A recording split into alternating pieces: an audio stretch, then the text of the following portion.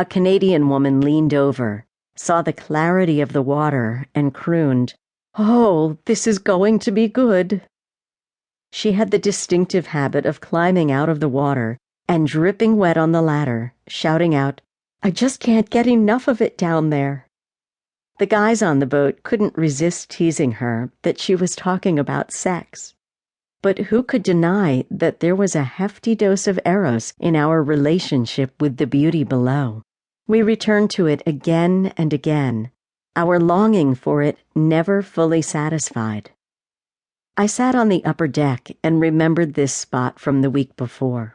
It was a series of deep sand channels, densely populated with coral.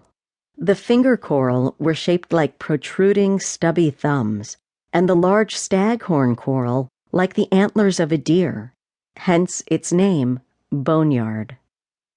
Each cluster of coral had between 20 and 100 finger coral and staghorn coral colonies, densely packed together. It was sometimes hard to even see the coral because the schools of yellow grunts were so thick. There were hundreds of parrotfish in all kinds of colors, maroon and turquoise, with magenta and yellow and deep blue markings, as well as damselfish and hamlets and grouper and neon yellow trumpetfish, turtles, spotted rays, sharks. As we motored out, I remember thinking that the waters of Grace Bay and the Point were the most deeply alive place I had ever experienced. The boat slowed. One of the dive masters used a long pole to moor onto a buoy. "Okay, kiddo, get in the water," the dive master said as he spot-checked my gear. I put the heel of my hand to my mask to keep it in place and took one long step off the edge of the back of the boat and into that world I so deeply cherished. I exhaled and sank softly into the water. I closed my eyes for a few seconds to just feel the water river along my body. Geez, it's warm. I looked at my dive computer, 82 degrees Fahrenheit. I turned horizontal as I sank and looked down at the site, about 40 feet below. Where am I? It was almost unrecognizable. The sand channels were there, but hardly a sign of life. Everywhere, the coral was white and brown, with green-brown algae growing over it. There were a few small clusters of fish and an occasional lone fish looking out of place. The coral had bleached. I paused at a bed of staghorn coral.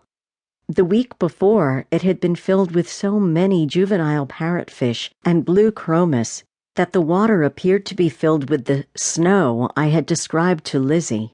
Tiny brown and white damselfish and bright yellow conies had cautiously peered out from the shelter of the staghorn coral's antler-like structure.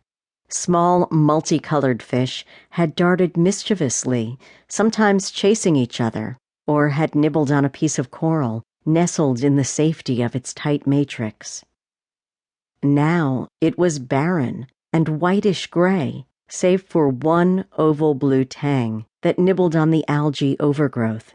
The other divers and I searched fruitlessly for a spot that might not be so damaged.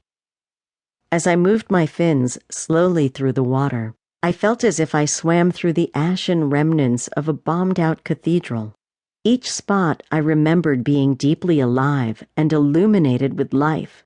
The mosaic of color was gone, only a white-brown monotone structure remaining, covered with algae.